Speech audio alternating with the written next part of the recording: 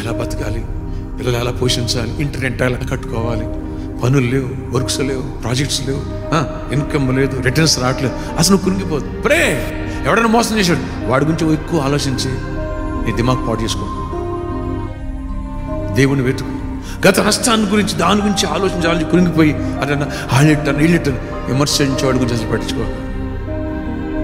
నీకు వచ్చే సమస్యలకో, శ్రమలకో, ఇరుకులకో, ఇబ్బందులకో ఎడా చెప్పాలి. ఎవరన్నా నిన్ను కామెంట్ చేస్తే, ఎవరన్నా నిన్ను తక్కువగా మాట్లాడితే, ఎవరైనా నిన్ను హేళన చేస్తే ఊరికి కురింగిపోతావు. టైర్లు మేగుచ్చుకుంటూ గాలి ఎలా పోద్దావు అలా పోదు. విశ్వాసాన్ని డ్యామేజ్ చేసుకుంటావు, దేవుడికి దూరం అయిపోతావు. చర్చికి రాబోద్దు కదా, నేను తాగుతా వాడిట్ అన్నాడు, వాళ్ళటి అన్నారు. నేను ఎంత చేసిన నా భార్య నన్ను పట్టించుకోలే, ఎంత మంచిగా ఆయన వంట చేసి పెట్టి నన్ను తిట్టాడు, అందుకే వాడితో కాపురం చేయను, నేను చర్చికి రాను. దేవుడు నాకేం చేశాడు? దేవుని పెట్టు, అభిషేకించబడి పెట్టు. జ్ఞానం కలిగి ఫ్యూచర్ గురించి ఆలోచించి నీ మార్పు, పాపాన్ని విడిచిపెట్టి పరిశుద్ధంగా జీవించే విధానం, గతము కంటే ఇప్పుడుకున్నటువంటి వివేచన, ఫ్యూచర్ ప్లాన్స్, ఆత్మను గురించినటువంటి జాగ్రత్త.